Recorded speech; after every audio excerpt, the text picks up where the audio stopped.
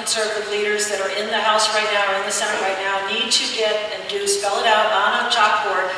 I don't see anybody out there doing that. Yes, most of us probably listen to Fox and we see that, but the people around this community, there's a lot of people that don't even know what's going on. So how can your colleagues in both the House and the Senate take note of what you're saying, because I've been saying that they should be doing this a lot, get out there and really start, whatever outlet they can do it at, start spelling it out for everybody.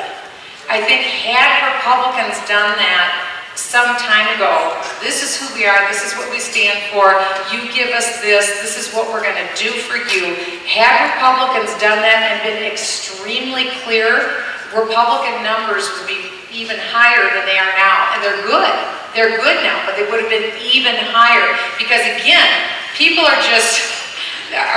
they're so afraid of what the Democrats have done, and they want their country back so badly. They're even willing to look at Republicans, and they blanch when they look at Republicans because they don't know, the brand is hurt, and they don't know what they're going to get. If Republicans would spell out, I mean, I gave you solutions here, and it could be a modified, abbreviated form, something like that. But hey, this isn't tough to figure out. 73% of Americans are with Jan Brewer. I think that's a good issue. What do you think? I'd say this is not tough to figure out.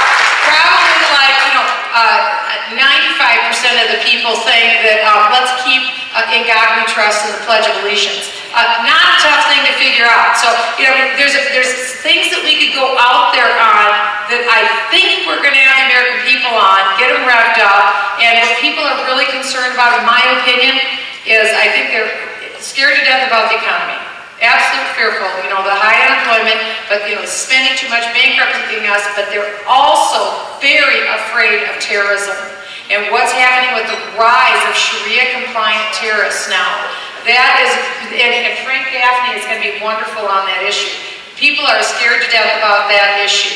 So I think those two things are really driving people right now, and we need to have solutions for that. Like, let's not give civil rights to terrorists. Let's not give Miranda rights to terrorists. There's some simple things. In fact, let's call terrorists terrorists. How about starting with that? Let's call terrorists terrorists. Your colleagues are not out there they're not out there spreading the word. They're not out there saying, yes, it's going to be tough. Yes, we're going to have to give up a lot that we have right now to move forward to what we need to do to save this country. And you're good about it. There's a couple of other people that are good about it, but there's an awful lot that are just quiet out there, even on the state level in Colorado. Of course, we hardly have anybody here. Right, and I think what you're saying is the Republicans need to have need one voice. Yes. And I would agree with you. I'm not in leadership. That's why I made in my remarks it's extremely important that, if the gavel turns, that the leadership is made up of constitutional conservatives. All of you can put that pressure on. Because whoever you send to Congress, to the House, to the Senate, you put the pressure on them. You elect constitutional conservatives into your leadership. That's where it happens. Well, it needs to be put on, now they need to be saying it, whether you get it now or in November, they need to all be out there. So how do we get every single... Well, you tell your member of Congress, you tell them very clearly, and every route that you can talk about it, and you say it, and eventually they'll get the word. But here's the great thing now, we have a democratization of information. Until they shut us down with the internet and, all the rest, we have more ability to talk to people freer than ever before. So we give your message out and talk to them. And I mean, I talk about my solutions all the time to let people know. And they're wildly popular. Thank you. Let me do again what Kaylin Fody did a little while ago, and let me conclude by asking every candidate and elected official to be on their feet as we have Congressman Bachman on her feet. Would you rise again, please, and hold your applause. Now, as we depart tonight, I challenge and invite you, shake a candidate's hand, get to know somebody who is serving or aspiring to serve us in public office. come on up to the front. Say hello to the heroine of the evening, Congresswoman Michele Bachman. Find these people on the internet. They can use your volunteer help if you live nearby. If you live at a distance, picking arbitrarily, say, Minnesota, perhaps there's a way to contribute financially. We're not partisan here at all. But we're capitalists, right? Money does change hands.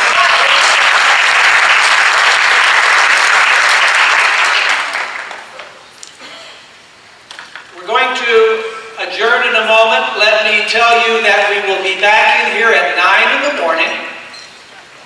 Take your seats, candidates and electeds. Thank you so much. We'll be back in here at 9 in the morning. Take your belongings with you as you depart this evening so that the hotel staff can freshen the room for us tomorrow. We had this little math problem. I need to talk to the math department at the university. We thought we were going to have 300 and darn, we have 600. What a great crowd.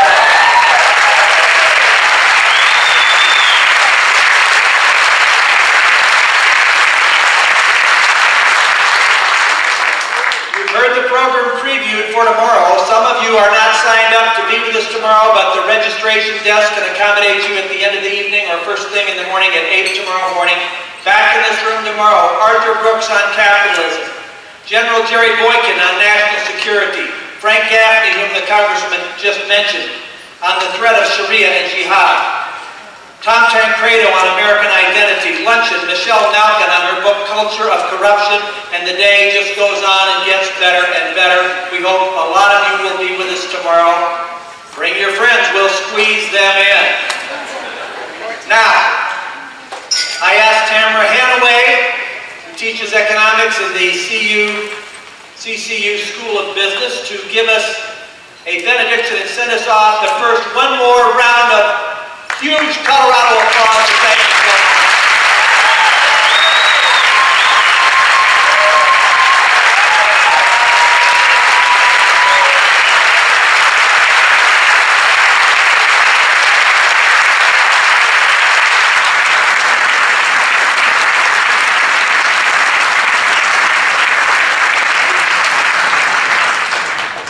Thank you so much, Michele, for stating the obvious about our fine senator. Thank you very much, Bill. St. Paul in Galatians 5:1 said, Christ set us free so that we should remain free. Stand firm then, and do not let yourselves be fastened by the yoke of slavery. The institutions that enslave us today look very enticing as families break down because the grass looks so green on the other side of the fence. The institutions that enslave us today, they sound so noble, such as universal health care. The institutions that enslave us today, they feel charitable, such as repealing the Welfare Reform Act and effectively keeping poor people poor forever. The institutions that enslave us today, they add up, such as increasing taxes to pay off the debt. The institutions feel safe, such as protectionism, when the German chancellor has to ask our own Barack Obama not to close down trade. Please bow your heads. Lord, grant us grace to grow in the faith and courage that we together can move mountains. Let us be undaunted in your challenge to remain free.